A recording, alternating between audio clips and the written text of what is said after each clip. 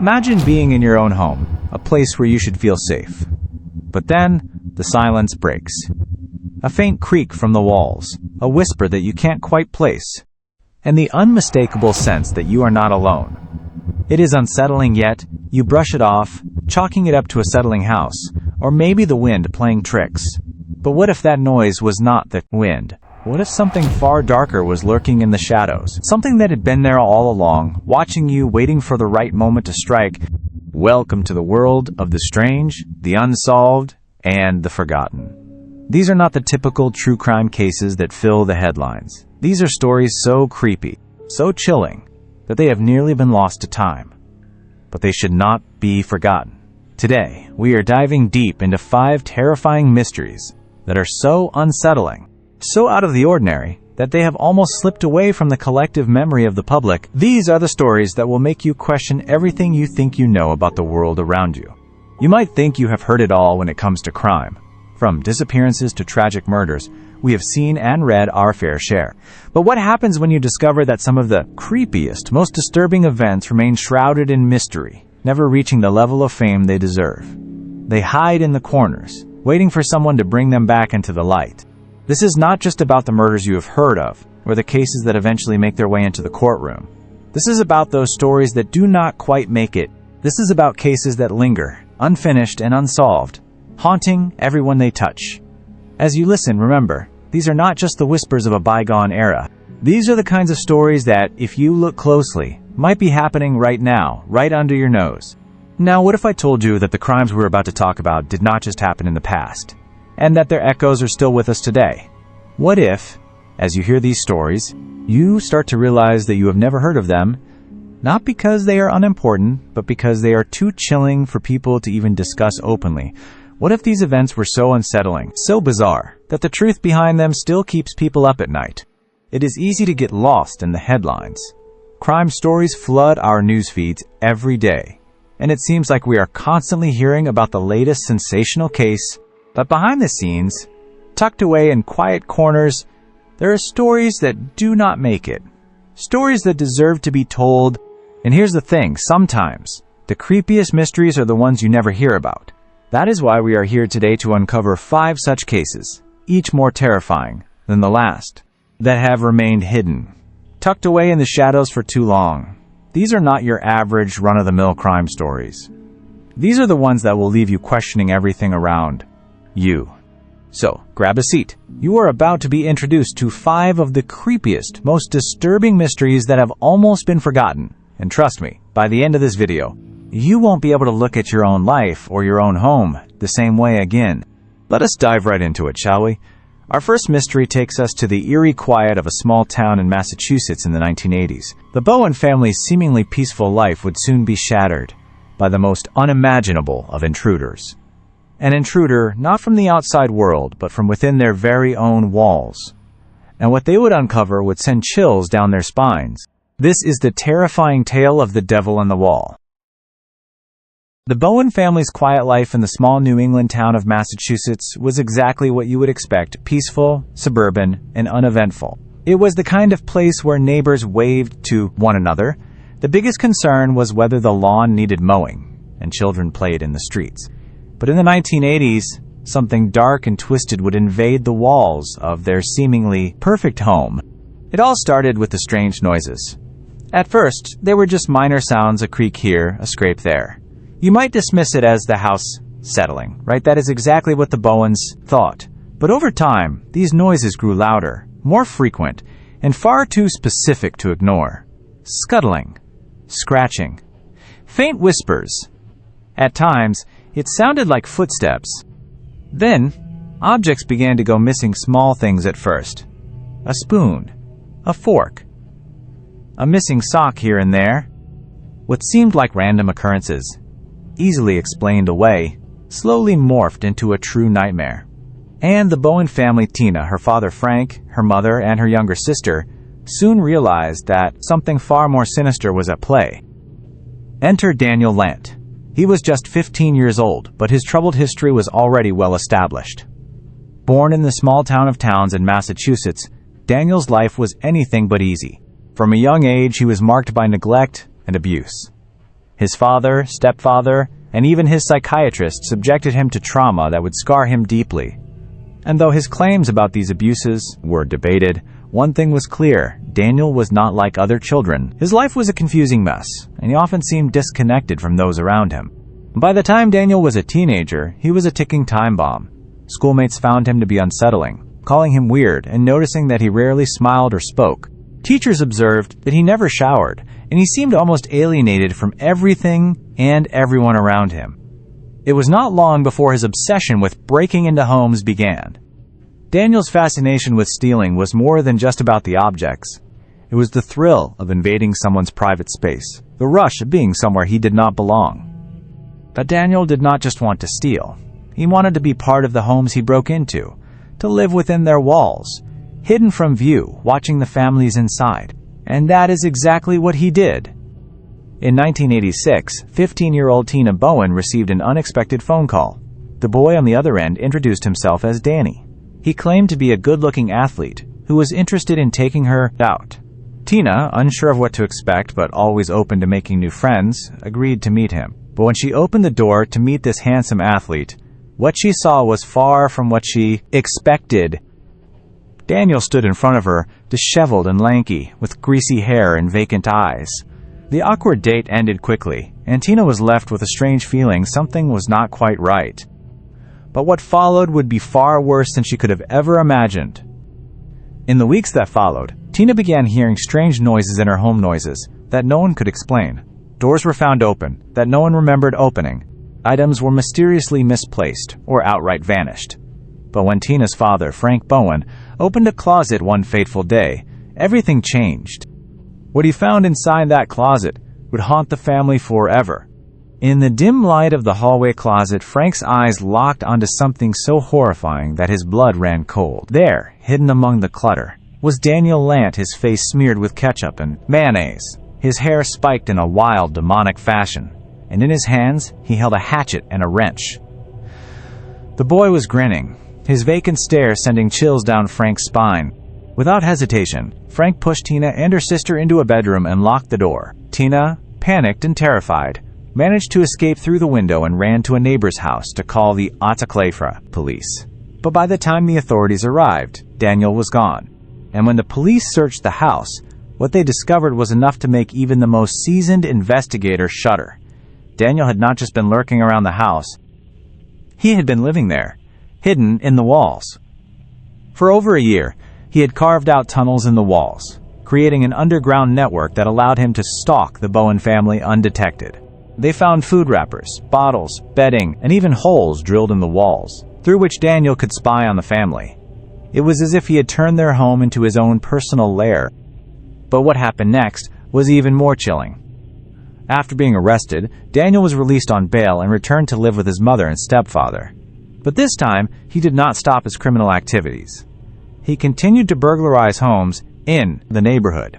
It was clear that he had not learned any lesson from the terror he would inflicted on the Bowen family. On December 1st, 1987, the ultimate tragedy unfolded. Andrew Gustafson came home to find his pregnant wife Priscilla dead in her bed, shot in the head at point-blank range. Their two children, 7-year-old Abigail and 5-year-old William, were found drowned, one in the upstairs bathtub, the other downstairs. Daniel was apprehended after a manhunt, during which he took a woman hostage and stole her van. He was eventually charged with the murders of the Gustafson family. Daniel Lant's story is not just one of terror. It is a story of a broken child, a damaged mind, and the terrifying consequences of neglect and abuse. It is a chilling reminder that sometimes the horrors that unfold in our homes come from within, from the very people who hide behind walls, lurking in the shadows. In the end, Daniel was sentenced to 3 consecutive life sentences, one for each innocent life he took. But his actions would leave an indelible mark on the Bowen family and the community forever.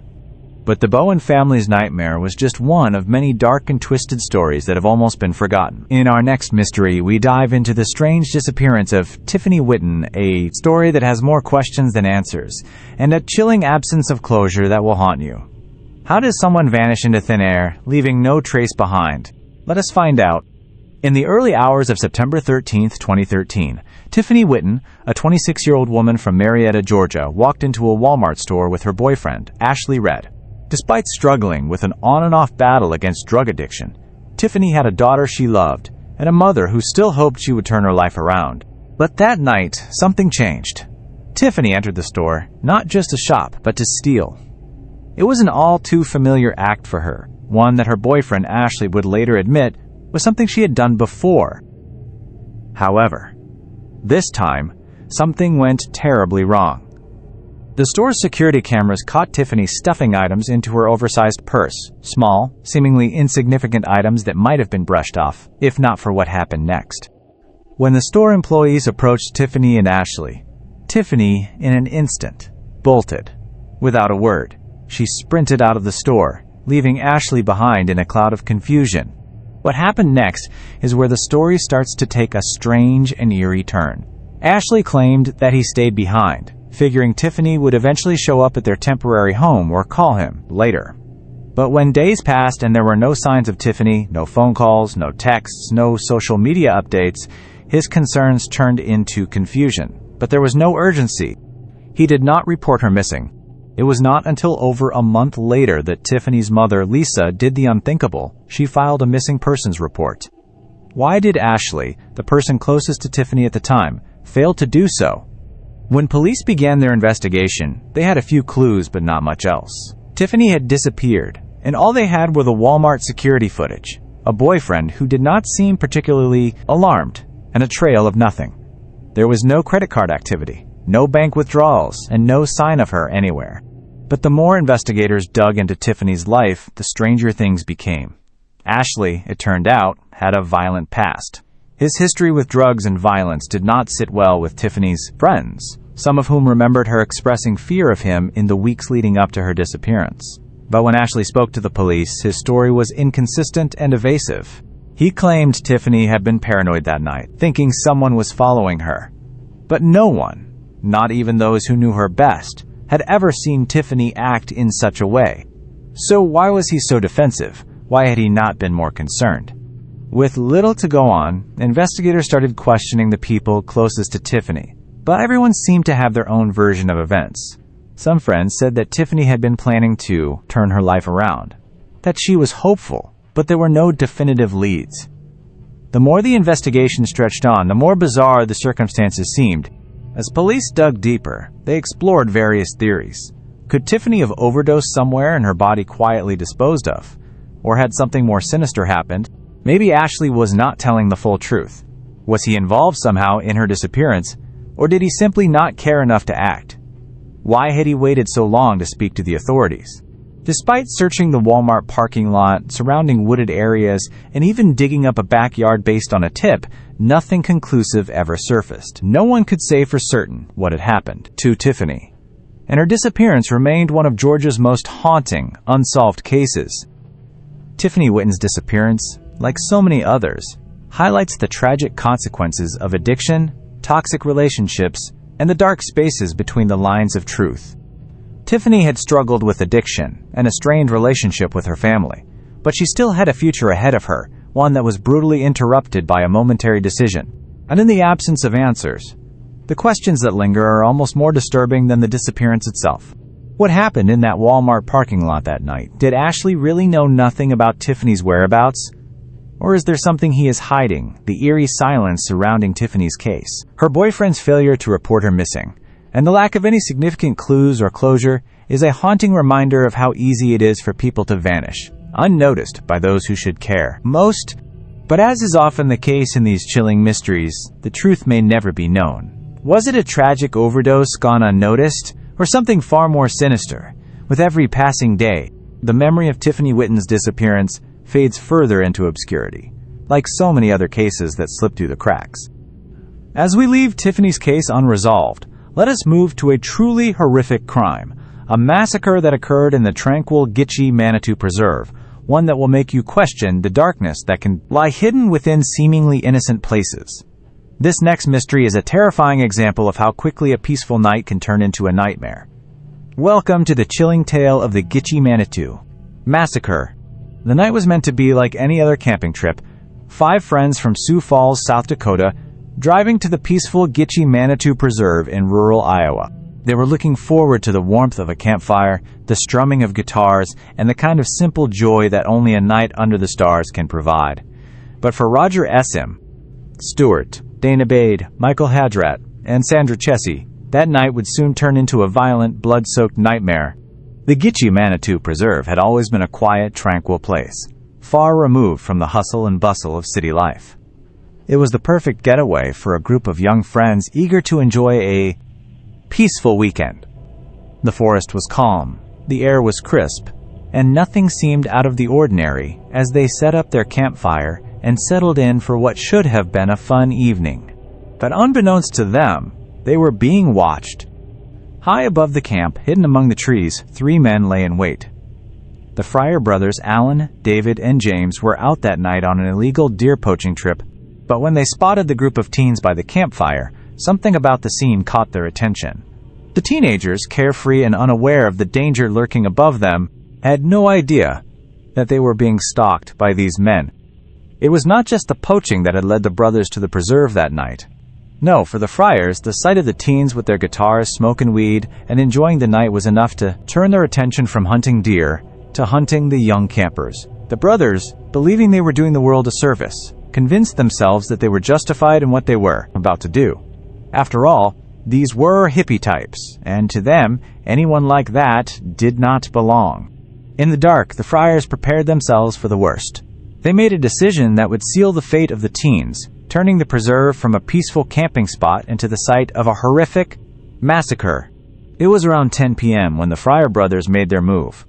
Dressed as makeshift officers of the law, they approached the teens, shouting out that they were there to enforce the law. They ordered the teens out of the trees, demanding they hand over their marijuana. What happened next was almost too horrific to imagine. Alan, David, and James had decided that they would take what they wanted by force. They did not care that the teens were unarmed or unaware of their intentions. With shotguns in hand, they opened fire. Roger S.M., just 17 years old, was shot and killed instantly.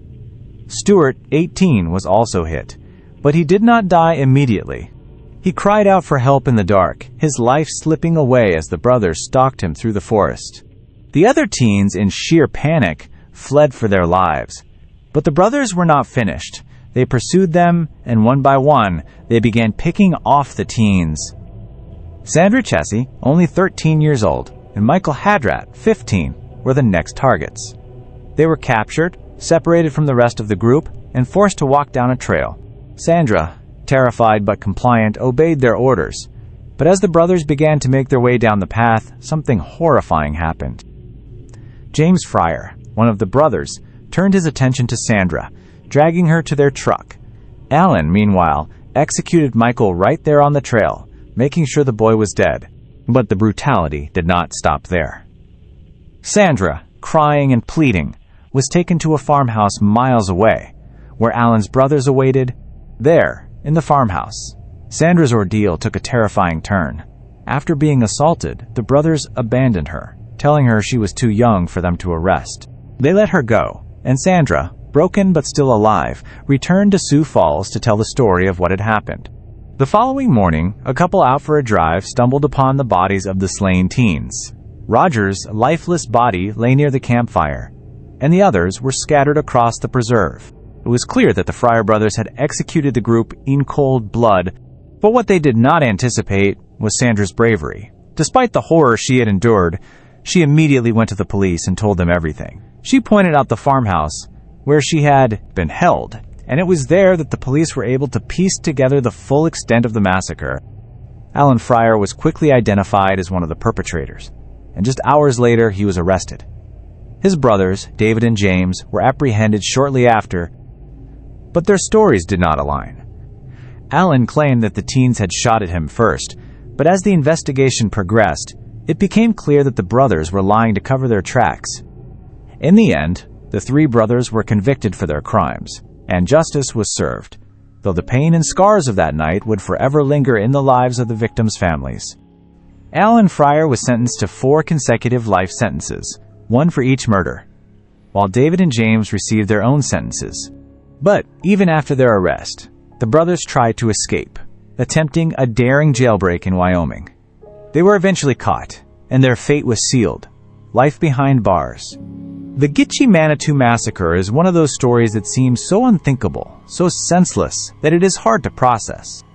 A peaceful night of camping turned into a bloodbath, an act of violence perpetrated by men who, in their minds, believed they were justified in taking lives.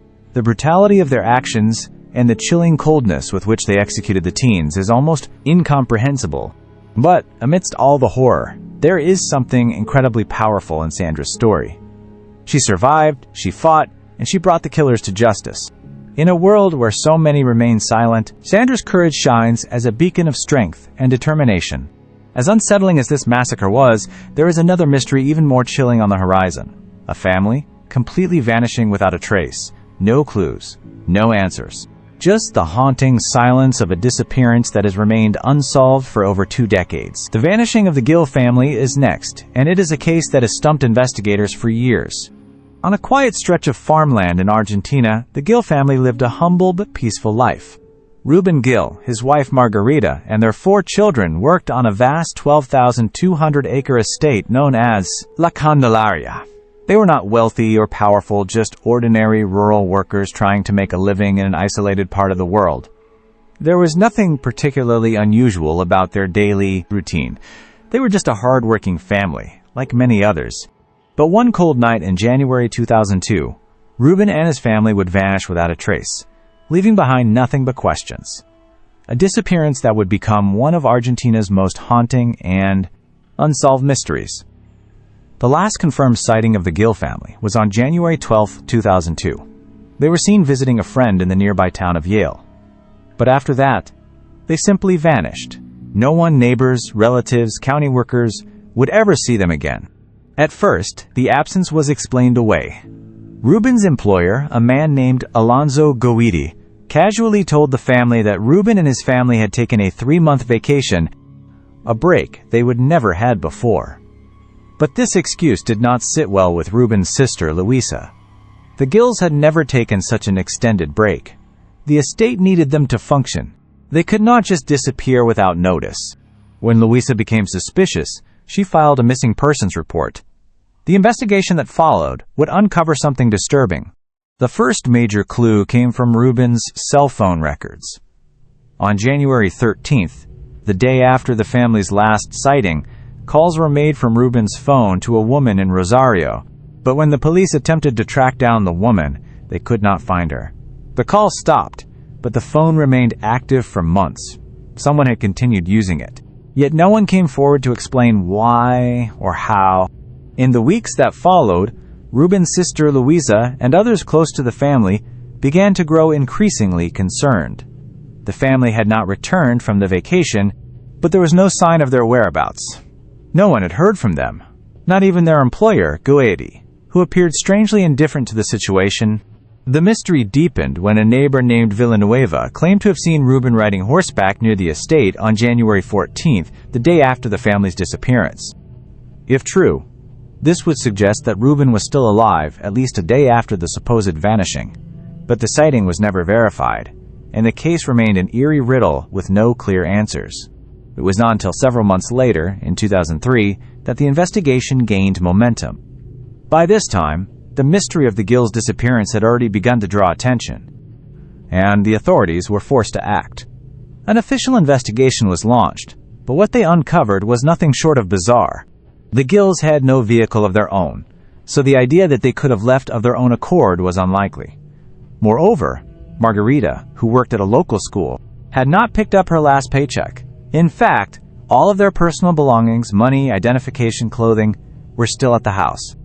The case had taken a dark turn, but things would only get stranger from here. In 2008, after years of investigation with no answers, authorities decided to raid the La Candelaria estate. They searched the property, meticulously digging up floors, searching wells, and using luminol, a chemical that reacts with blood, to detect any signs of foul play. What they found sent shivers down their spines. 3 separate samples of human blood were discovered on the property. However, the blood could not be matched to anyone in the Gill family. The samples were too degraded and contaminated, but the fact that blood had been found at all was a chilling indication that something violent had happened. It was clear that whatever happened to Gills, it was not a peaceful vanishing. But despite the blood and other disturbing evidence, the bodies were nowhere to be found. In an effort to understand the Gills' disappearance, investigators turned to a technique called a psychological autopsy. This method analyzes the behavior, diaries, and mental state of individuals to determine the possible psychological motivations behind their actions. What the autopsy uncovered was startling. Reuben, a man described as friendly and sociable, showed no signs of mental instability or any inclination to disappear. There were no indications of religious fanaticism, no troubling signs of depression, and no reason for him to abandon his family. But as the investigation progressed, witnesses came forward with more strange details. A contractor named Armando, who had worked with Reuben in the days leading up to the family's disappearance, recalled Reuben mentioning something odd. He had been told by his employer to dig wells on the property, but Reuben seemed hesitant, almost fearful. Was it possible that Reuben knew something terrible was about to happen to his family? Could the wells have been intended as graves? As Louisa and other family members went to the estate to retrieve their relatives' belongings, they discovered something incredibly strange. The mattresses from the family's beds were gone, and Goetti claimed he had burned them because they were trash. But what struck Louisa as even more unusual was the sudden and mysterious renovation that had taken place after the Gills' disappearance. Goetti, without explanation, had filled in a basement under the house and built over it. This was not just a casual renovation. It was a strange and unusual alteration that raised more questions than answers. Why had Goetti done this? What was he hiding?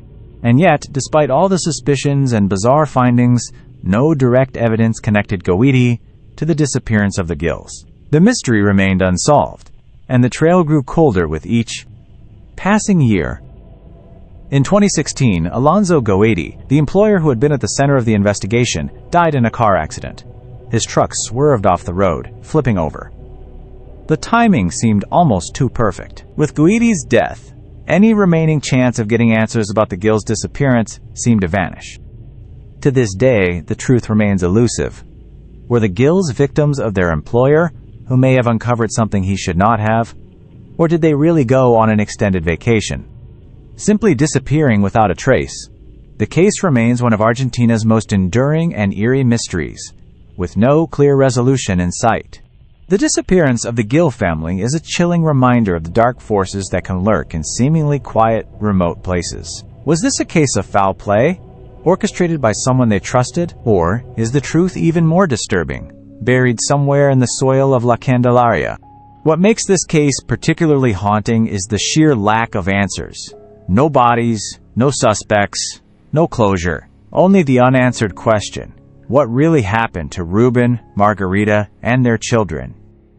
As unsettling as the mystery of the Gill family is, it pales in comparison to what we will uncover next.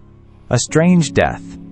A young woman found lifeless, her parents believing she had been murdered after months of fear and paranoia. Was it a tragic overdose, or was something more sinister at play? The death of Morgan Ingram is the next case, and it is one that will leave you questioning everything you thought you knew about the nature of fear and stalking. The small, picturesque town of Carbondale, Colorado, is known for its beauty and tranquility, surrounded by mountains and nature's splendor. But on the morning of December 2nd, 2011, the peaceful calm of this town was shattered. That morning, Steve and Tony Ingram woke to a nightmare they never could have prepared for. Their 20-year-old daughter, Morgan, was found lifeless in her bed. At first glance, it seemed like a peaceful death. No screams, no signs of forced entry, nothing that immediately suggested foul play. The initial report from the Garfield County coroner listed the cause of death as natural causes, claiming that Morgan had passed away in her sleep from a rare genetic disorder called acute intermittent porphyria, a condition known for causing seizures, confusion, and intense abdominal pain. But this was not just any death. This was Morgan, a young woman full of life and promise, whose parents believed something far darker was at play. Morgan had been healthy. There were no signs of this disorder. There was no reason for her to die in such a sudden and strange way, and her parents did not just sit back and accept the initial diagnosis. They pushed back. Hard. Morgan's parents, Steve and Tony, refused to believe the coroner's findings. They were convinced that their daughter had not died of natural causes. There were no previous signs of illness. She had not suffered from the symptoms that acute intermittent porphyria typically causes. The suddenness of her death, coupled with the lack of warning signs, left them with a terrible feeling in their gut. Morgan had been murdered. Their fight for the truth was not easy. The authorities initially resisted. The idea that their daughter had been murdered did not make sense to them. But Steve and Tony refused to give up. 8 months after her death, the official cause was changed, and it was suddenly ruled as an overdose on a drug called amitriptyline, a powerful prescription antidepressant. But here's the catch. Morgan had never taken that medication. How could this be? The Ingrams were convinced that Morgan had been drugged by someone, possibly stalked, and then murdered. The toxicology report confirmed the presence of the antidepressant in Morgan's system, but there was no explanation for how it got there, especially since Morgan had not been prescribed the drug. The Ingrams' suspicions were not without foundation. They knew something was off, and they began to investigate their daughter's life more deeply. As they dug, they uncovered a terrifying truth. Morgan had been stalked for months before her death. It began as a series of subtle, unsettling occurrences: tapping on the windows at night, shadows lurking outside their home, strange noises in the yard. At first, Morgan did not want to worry her parents. She brushed it off as just the natural paranoia of living in a small town. But as the months went on, the harassment grew more intense. Morgan's once peaceful life was now filled with fear. The tapping at the windows turned into someone or something watching her from the shadows. She began documenting every strange event in a journal, writing down every instance that made her feel unsafe. It was clear that something was haunting her, both literally and psychologically. In response, the Ingrams installed security cameras, motion sensing lights, and even took police reports. But the law enforcement did not take her concerns seriously. Despite numerous reports, no one seemed to care about the creeping danger Morgan felt was closing in on her. As the stalking continued, Morgan's behavior began to change. She stopped going out, becoming more reclusive. She even started sleeping with a knife under her pillow. Her once vibrant and curious nature began to fade, replaced by a constant state of fear. She was terrified, but no one seemed to understand. Morgan's parents believed she was being hunted. They knew their daughter had a wild imagination, but this was not imagination, this was real. Her fear was palpable. She had become a shadow of the person she once was, consumed by the paranoia that someone was watching her, following her every move. And then, one night, Morgan was found dead in her bed. When the toxicology report revealed the presence of amitriptyline in Morgan's system, the official story became one of accidental overdose. But the Ingrams were not buying it. They knew their daughter did not take the drug. They knew something had been done to her. Morgan had also had bruises on her body, bruises that Tony Ingram claimed she had not had the night before. There was blood around her mouth, suggesting some sort of struggle, but these signs were not documented in the autopsy. The absence of these injuries in the official report only added to the growing suspicion that Morgan's death was not a simple overdose, but something far more sinister. Steve and Tony were convinced that Morgan had been drugged, possibly by the person who had been stalking her for months. The question, however, was how. Had someone gotten close enough to her to slip something into her food or drink? Was there a way someone could have entered her room, drugged her, and made it look like an overdose? As the case grew colder, more theories emerged. Some believed that the stalker had finally gotten too close. Morgan's fear, her paranoia, and the anxiety she had been living with for months could have caused her to spiral, eventually leading her to accidentally ingest the drug herself. But that did not explain the bruises, the blood, or the strange circumstances surrounding her death. Others speculated that someone close to Morgan, perhaps even someone who had been following her every move, had found a way to enter her home and drug her. But who would do such a thing? Who would stalk a young woman to the point of terror, only to finish it off with a fatal dose of drugs? The Ingrams continued to fight for their daughter's case to be reopened as a homicide. The case became a national story as Steve and Tony appeared on TV, on blogs, and in the media, trying to make sure Morgan's death was taken seriously. But even with growing public interest, the truth about what happened to Morgan remained elusive.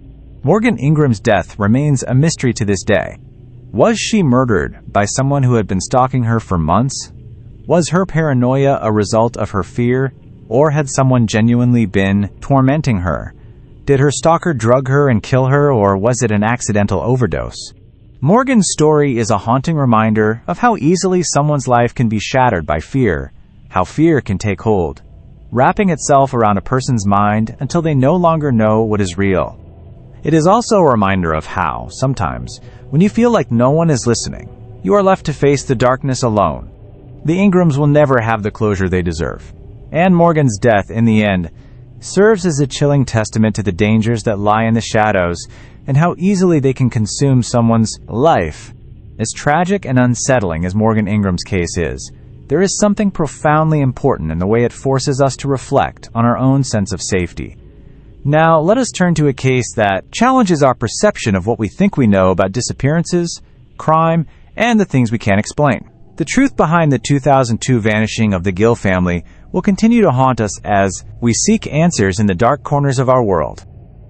As we have uncovered together, these 5 unsettling mysteries reveal a chilling truth. The world can be far darker than we often realize.